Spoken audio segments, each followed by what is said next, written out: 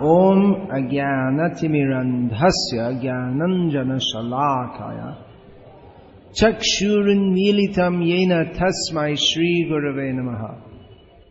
The lecture title for this evening is Liberation Through Violence, which sounds like a very strange title.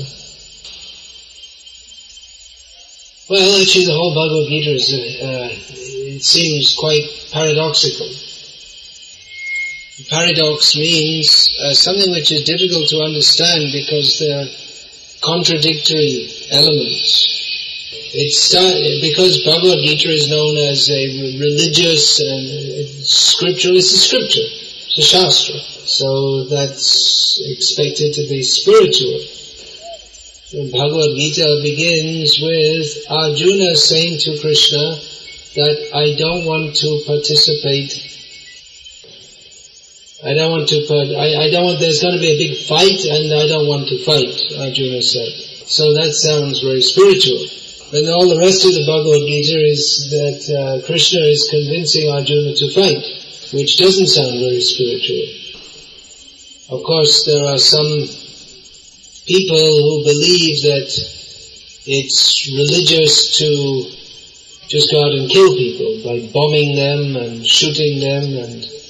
But even most people who are not very spiritual can understand that this is not very spiritual just to indiscriminately bomb and shoot and kill people. So how is Bhagavad Gita accepted as a book of spiritual instruction when it is a book of Krishna convincing Arjuna why he should fight? Spiritual life means we should be very calm and peaceful. In Bhagavad Gita itself, Lord Krishna states, Advaishta sarva bhutanam maitra karuna evacha, that the qualities of a saintly person are that he shows no malice towards anyone and is friendly to everyone and merciful. So how do we get from that statement to Krishna convincing Arjuna to fight and kill people? Killing people is not very nice. I don't think I have to tell you that, but just in case there's anyone who's thinking of killing anyone else, it's not a very nice thing to do. We become shocked and disturbed if we hear about killing. Someone has killed someone else. Maybe some of you know or have had experience of people that you know who have been killed by others, murdered.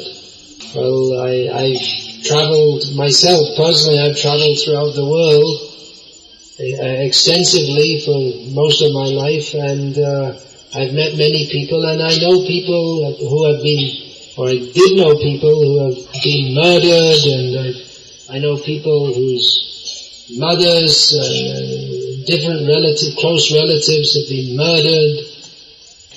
It's not good, it's not nice. Of course, some killing is considered praiseworthy. A soldier who's fighting a battle and kills the enemy is considered praiseworthy. Arjuna was he was a professional soldier, you can say. But he was considerate also. He was thinking that under what circumstances is it right to fight? And everything he did, he wanted to judge by dharma. Now last night we saw the drama of a major cause for the Kurukshetra battle, which was the insulting of Draupadi.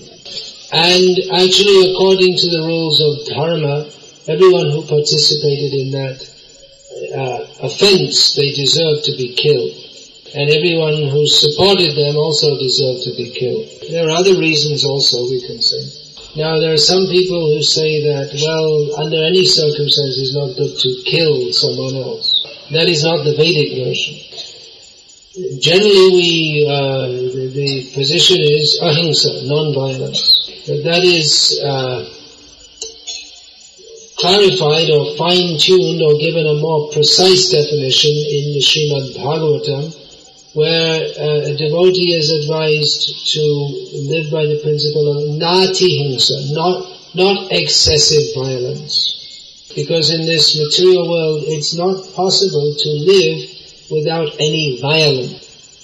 In the Jain sadhus and sadhvis, you don't see many of them around here, but still in Gujarat you'll see many, they'll walk on the road and their face will be covered with a cloth so that they don't breathe in any flies and kill them, and they sweep the road in front of them as they walk so they don't tread on any ants or other insects, because they want to avoid all violence. But of course by sweeping they might kill an insect by doing that also.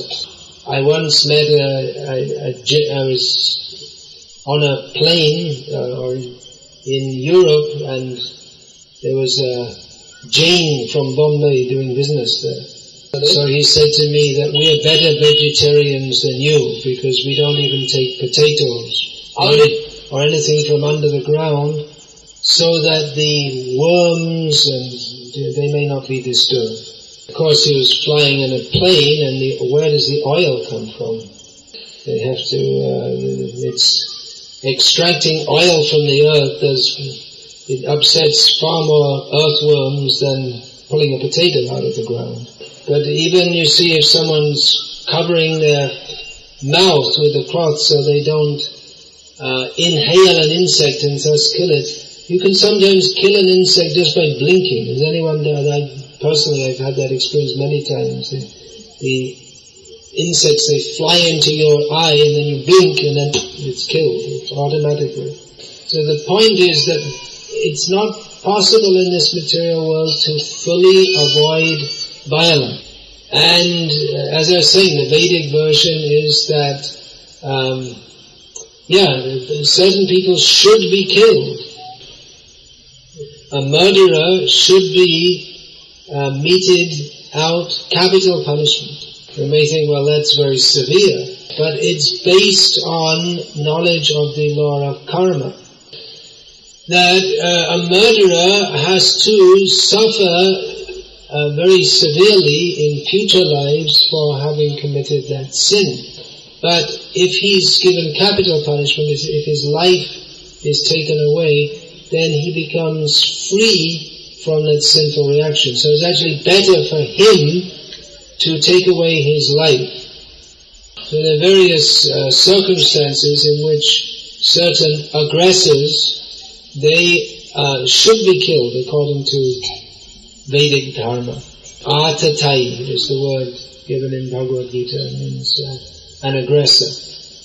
That someone who attacks you with weapons with the intent to kill, they can be killed in retaliation.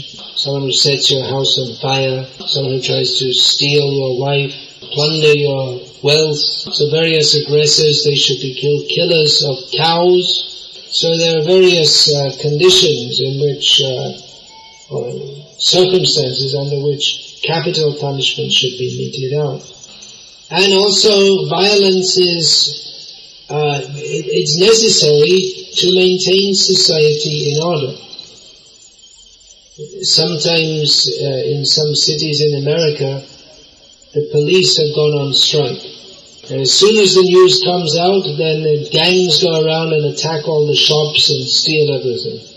Which shows that some people are kept honest just because of the fear of being arrested and being punished. Just like it said, a very good way to help to keep people honest is to use locks. Because people, if they have free access to valuable goods, they may consider trying to steal it. So, in Vedic society there is the Kshatriya class who are trained to kill. Because if there's no Kshatriya class, then the citizens of the state, some of them will become, they may consider trying to steal it. So, in Vedic society there is the Kshatriya class who are trained to kill. Because if there's no Kshatriya class, then the citizens of the state, some of them will become dacoits. And also, from neighboring kingdoms, they may invade. They'll say, here, well, there's nothing to stop us, let's just go and take over. If the government of India were to announce that now we're going to follow Mahatma Gandhi and have absolute non-violence, now we're going to disband the army, and then within 2 days the capital of India would shift from Delhi to Islamabad. Pakistan would attack it. But why don't they come and just take over India? Because they're afraid of the Indian army. So it's necessary to maintain that army. You may think, well, that's not good, you're just training people to kill others.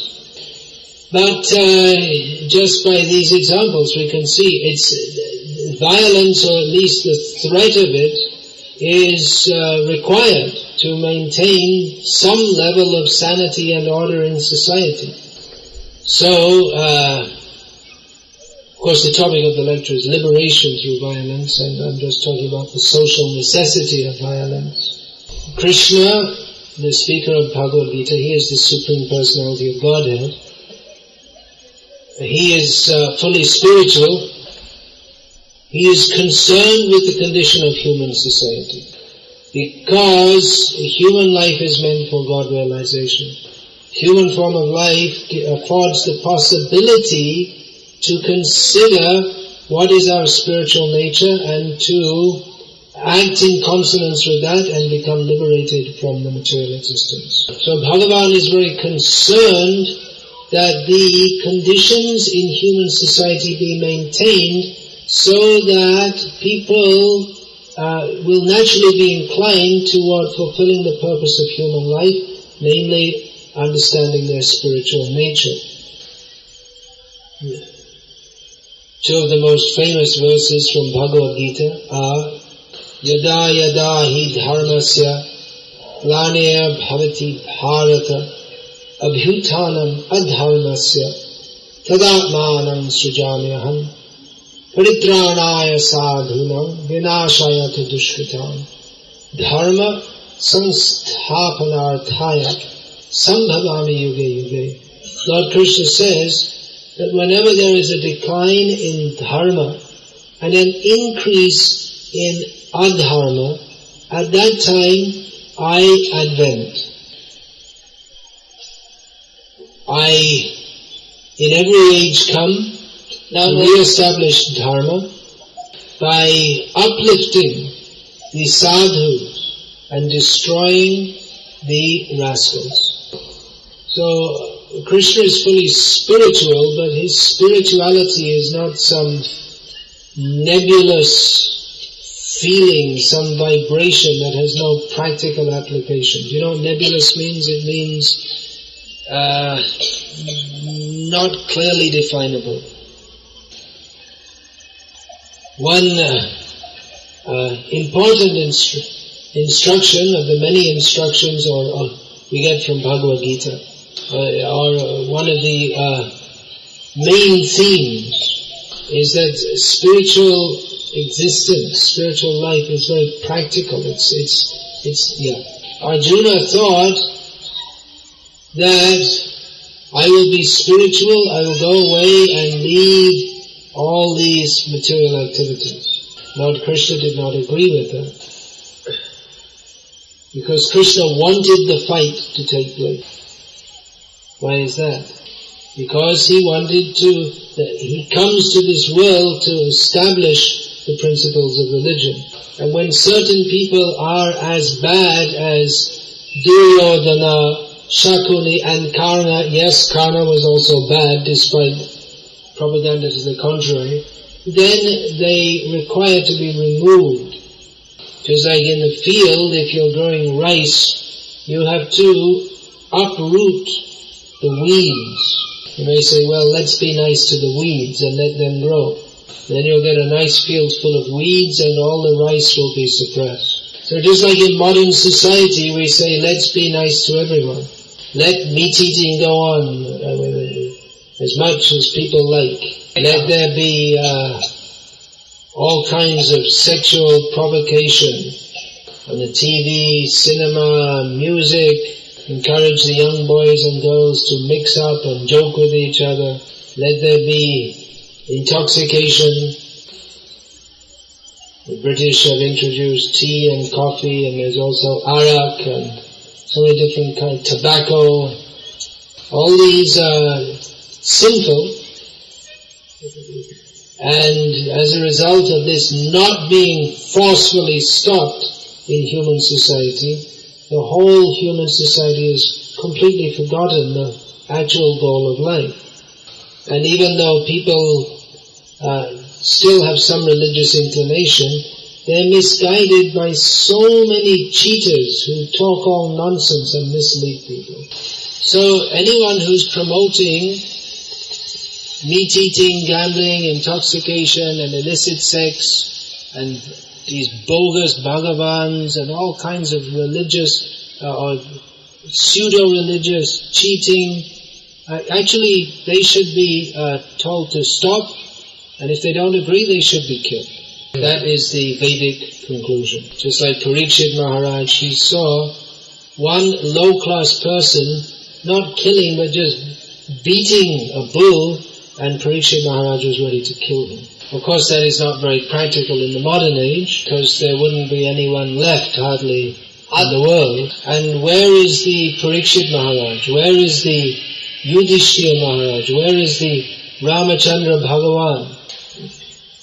Chaitanya Mahaprabhu has brought the Sankirtan movement, which is meant to reform people's demoniac consciousness. But the point we're making here is that Lord Krishna himself wanted Arjuna to fight, to re-establish in society the kind of order by which people could live pious lives and become Krishna conscious, which is the ultimate goal of life. Krishna could have just, by his desire, he could have just annihilated all the miscreants. But there are various considerations why he doesn't do that. But for all the people, they're great kshatriyas and great fighters, but one earthquake could finish them all off. However expert you are in using weapons, or however strong one's body may be, if you get caught in a tsunami or an earthquake, then you can just be wiped out. So there are various considerations why Krishna didn't do that. One reason is he wanted to teach human society what is right and what is wrong. If Krishna had just arranged that maybe a meteorite fell on the Kuru forces, they might just say, well, just bad luck. It's a rock that, or a small planet that comes from space and crashes into the earth. You can say anything. It could have been an earthquake or a natural disaster. He could have arranged for a flu virus. Now, people are very concerned about wars, but more people die from epidemics. And then in the 2 years after the First World War, more people died from a flu epidemic than they did from all the violence in the First World War. So Krishna wanted to teach through arranging this. There are many important things he wanted to teach. One thing he wanted to teach, we learn from the last verse of Bhagavad Gita. Yatra Yogeshwara Krishna, yatra partho dharaha, tatra shriya vijayo bhute dhruva nitya matir mama.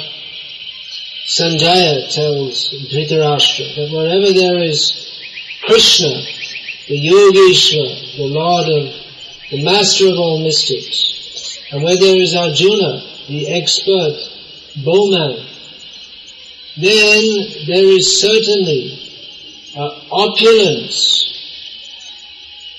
victory, morality, tatrashriya vijayo bhute dhruva nivas. So, yes, you can translate. So Krishna, and of course he himself could have fought, but he wanted to give the credit to Bhima and Arjuna especially, and the other fighters. But Arjuna, he saw so many reasons not to fight. And all the reasons he gave were good reasons. Dharma Vivavat Krishna, what is that? Dushtashu Striyakulha, Strishu, Dushtashu Kumbhaya, Jayate Varna Sankraha. He said that without protection, women, they will become polluted, and as a result, bad children will be born, and then all of society will be like today. Strishu, Dushtashu, Jayate Varna Sankraha. So that was a very good reason.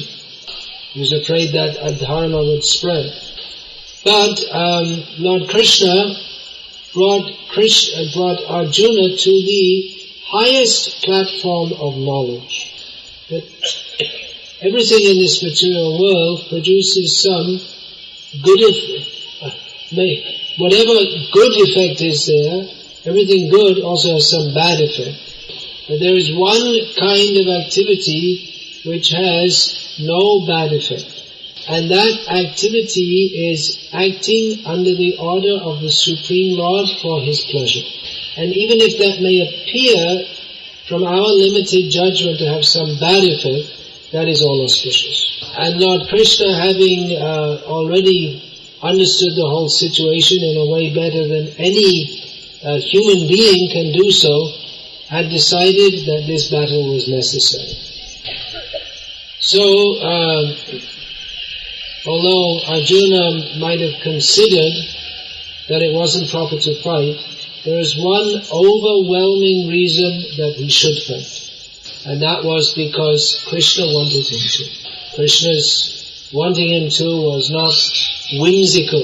Though Arjuna might have considered that it wasn't proper to fight, there is one overwhelming reason that he should fight. And that was because Krishna wanted him to. Krishna's wanting him to was not whimsical. Everything Krishna does is for the highest benefit of human society. Everything he does. Some people think that, well, Krishna is dancing with the gopis, that's not good.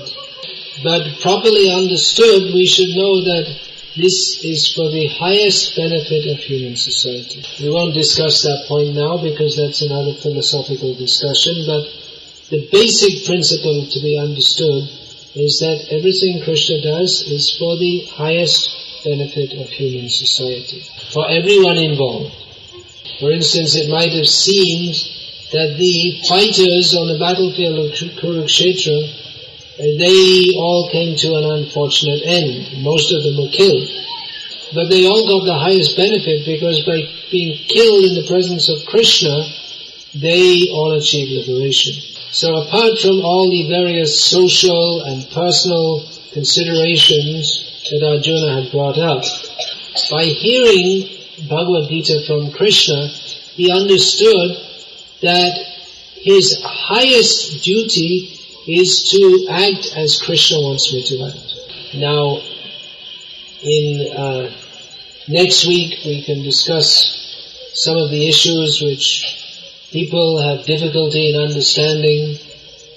For instance, why Krishna induced Yudhishthira to tell a lie. The result of that lie was that Dronacharya was killed. so we can discuss some of these points. But the basic point is to be understood that Arjuna acted for Krishna's satisfaction.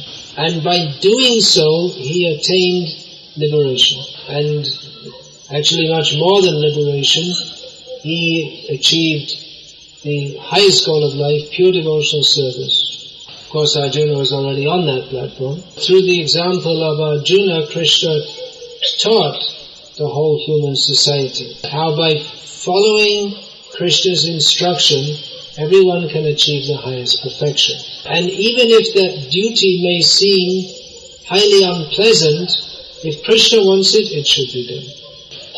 Arjuna understood all this very intelligently.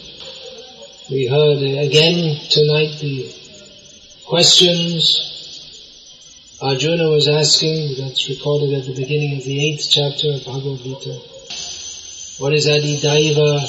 What is Brahma? Those different, these words themselves, even to understand what the words mean, it requires great philosophical depth.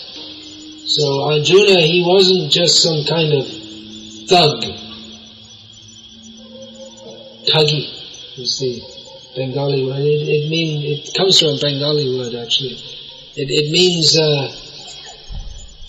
the original meaning is some sect of Shaktars that worship Kali and then they go out and kill people.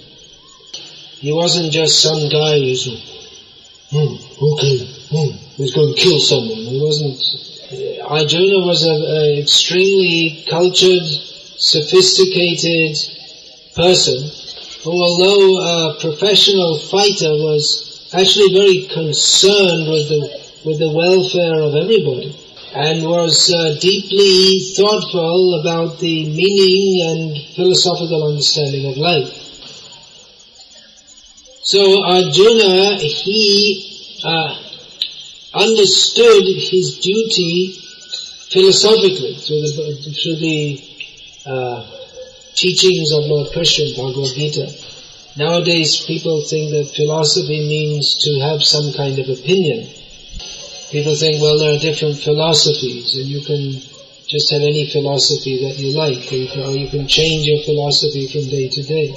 And we talk like that conventionally. There's Jain philosophy and Buddhist philosophy. The word is, there's Mayavad, Bodhavad, Jainvad, Tattvavad. There's different vadas, we say in Sanskrit. But actually there's only one philosophy. That is that philosophy is that which is actually correct, that which is truth. And everything else which goes in the name of philosophy is just illusion. It's an attempt to understand the truth which is insufficient. It's an attempt to understand the truth which is insufficient. It doesn't reach the point. Or, more commonly, it is an intellectual construct to avoid the truth while pretending that you're looking for the truth. But Arjuna was a sincere person. He was serious to understand the truth. He didn't accept what Krishna said dogmatically, but he understood everything through his intelligence. That intelligence means purified intelligence. Einstein couldn't understand what Arjuna understood because his intelligence was working in the wrong way. He was concerned with unimportant things. He was concerned with this material world. He wasn't concerned with the you can say he was concerned with the underlying principles, but he didn't go deep in it.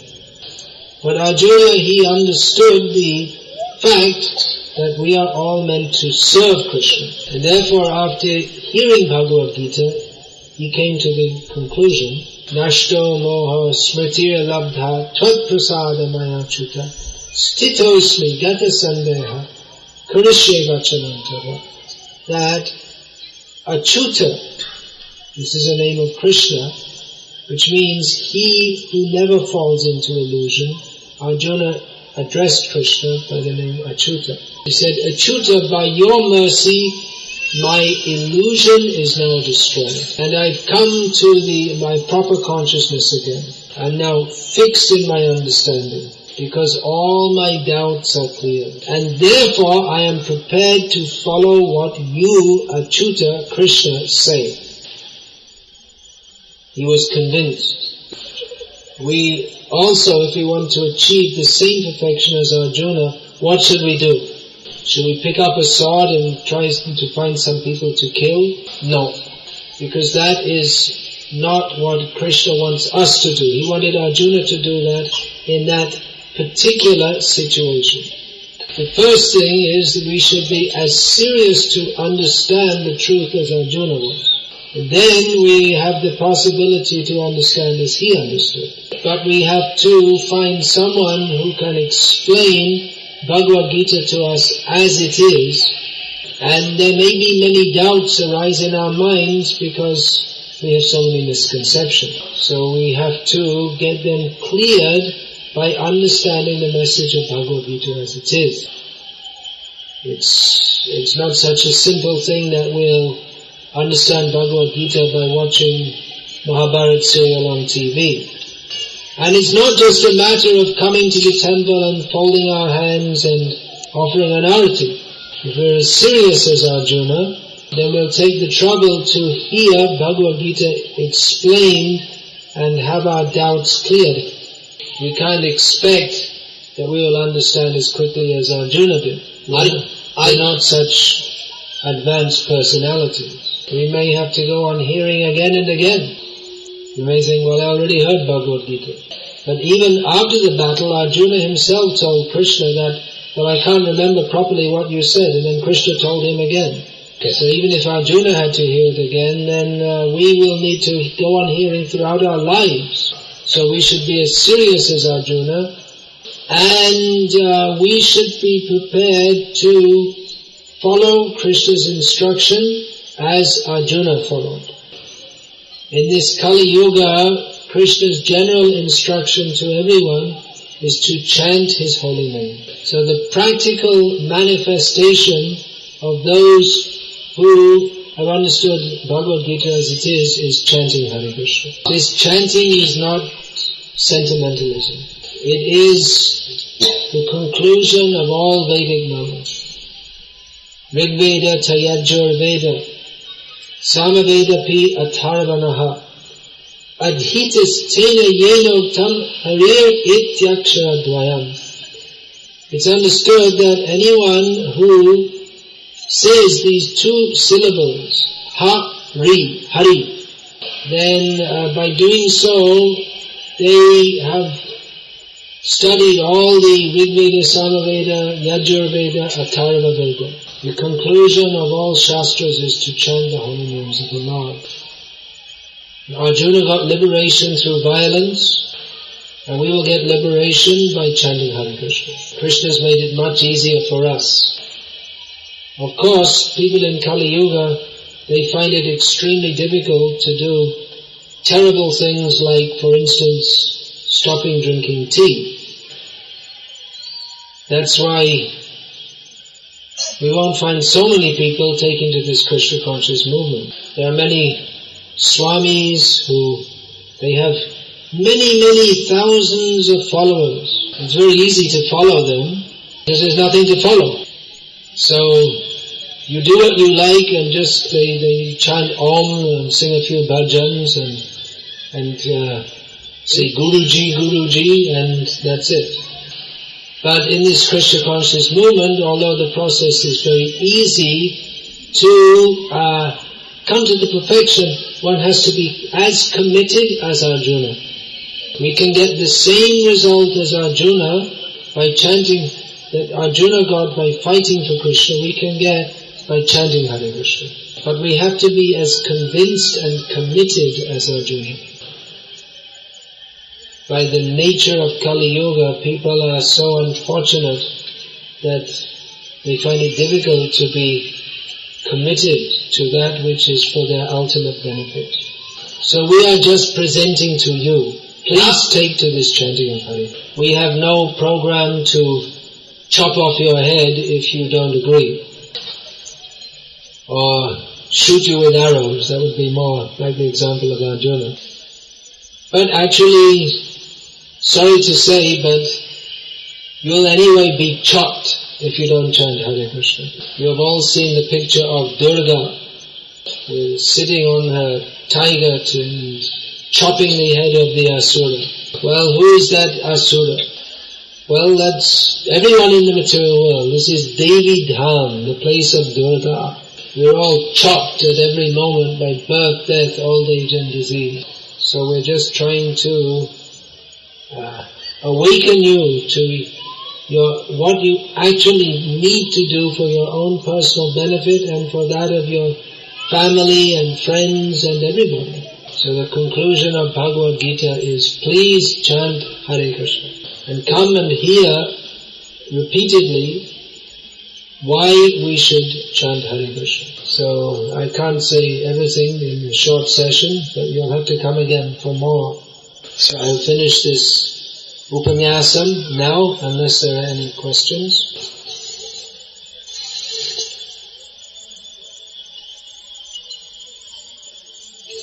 If anyone has any question, they could come up and speak it in the mic, or if you'd like, you could write it down and we'll read it out for you. We are telling that we should not take tea, coffee. So what is the effect on our bhakti because of taking tea or coffee? Well, actually, in the beginning we don't stress this. In the beginning we say, chant Hare Krishna. We don't say that if you don't stop drinking tea and coffee immediately, then we're going to come to your house and burn it down. But these are addictive, which means that we can't control our senses. We're all the time thinking, oh, it's time for a coffee. First thing we get up in the morning, coffee. Instead of thinking Krishna, we're thinking coffee. I can't start my day without coffee. Of course, the Brahmins are most famous for drinking strong coffee, plenty of it. In Pune, I saw an advertisement for coffee showing a South Indian Brahmin. So this means that the senses cannot be controlled, and if the senses are not controlled, then the mind cannot be fixed on Krishna. Apart from that, it's unnecessary sense gratification. It's just for the pleasure of the tongue. This is not part of Indian culture. This was introduced by the British. It's bad for health. It has absolutely no good effect, except it gives you a boost. That is not that's not good for health. Anyway, anyone can understand. Anyway, please chant Hare Krishna, and then automatically, if you're serious about chanting Hare Krishna, then our taste for all these petty and useless things will go away. Who has got financial problems? No one likes to say. Everyone's feeling the pinch. If you take to bhakti, your financial situation will improve. Guaranteed. You won't have to spend money on tea and coffee. You won't have to keep a TV, go to movies. You'll save so much money. You might even decide you don't need a cell phone. Oh, how can I live without a cell phone? You might be surprised to know that up until about 10 years ago, maybe 15 years ago, no one had a cell phone. There weren't any cell phones. It is possible to live without cell phones. You can even live without electricity. Well, that sounds primitive, doesn't it? The devotees here have made this ashram without electricity. I'm the culprit. I recommended it. Because I know if there's no electricity, then what will you do after dark? Then everyone will come to the temple and chant Hare Krishna, which is the whole purpose of the ashram. So we can save you from so many unnecessary things. And experience the highest bliss by chanting Hare Krishna. There's a lot better things to do with the tongue than take coffee. The best boost in the morning is chanting the holy names of the Lord. That's in South India. Everyone used to rise early and chant Vishnu Sahasranam, and India, Venkatesh Suprabhatam. That culture is gone. That was there even to 15, 20 years ago. Even 20 years ago it's going out. They started to put on the tape. And now they don't even put the tape. They're all sleeping until 7 o'clock, 8 o'clock, like Rakshasas. The Rakshasas, they stay up all night and then they sleep in the day. Yeah, any other question? if an individual man or society comes to attack us, we have to revenge on them, or we have to just leave that Krishna will take care of us? It's a very general question, and I can't give a specific answer for a general question. In the modern age, by following the laws of the state, you break the laws of God. Krishna wanted Yudhishthira to be the king and not Duryodhana, because Yudhishthira would guide the citizens to be Krishna conscious. But nowadays you're forced to give money to the government, which uses it for opening slaughterhouses, for instance. So even if someone attacks you with deadly weapons, if you kill them, you might go to jail. Citizens are in a very difficult situation. To do the right thing can be illegal. So, like I say, it's very difficult to give a specific answer to a general question. I mean, look at the situation. The government, which is supposed to protect the people, in many cases, the government ministers, they kill the people and just take away their property. In many cases, the government ministers they're just criminals. Is it not? That everyone knows. What is that? Prajaste bhakshishyanti mlecha rajanya rupina. In Srimad Bhagavatam it's predicted that in Kali Yuga, that the worst class of people, they will take the position of leaders of society and just totally exploit the people and kill them. So it may be very difficult to advise you. If we tell you to do what's advised by Shastra, you might have to go to prison or be killed, because there's no protection. So we just have to do the best we can and chant Hare Krishna. The whole situation in society is so disturbed at the present time.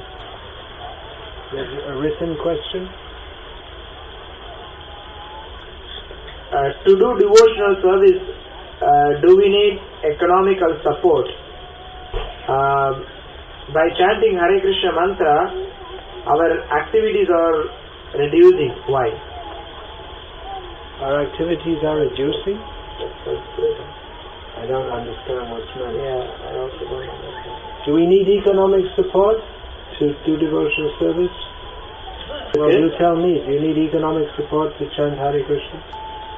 Patrang pushpang phalang toyam yome bhaktya prayachati tadaham bhakti pahritam ashnami prayata manaha. Well, Krishna says, if one offers me with bhakti, a leaf, flower, fruit or water, I will accept it. So you don't have to be a crow-packer to do these things. It's not that you have to be rich and then you can be a bhakta. Everyone can do it. That's all I'll say. It's not very clear what the question is anyway. Alright, so let's chant Hare Krishna a little more. And Bhagavad Gita is available at the book. You want to announce that, Gokul Chandra?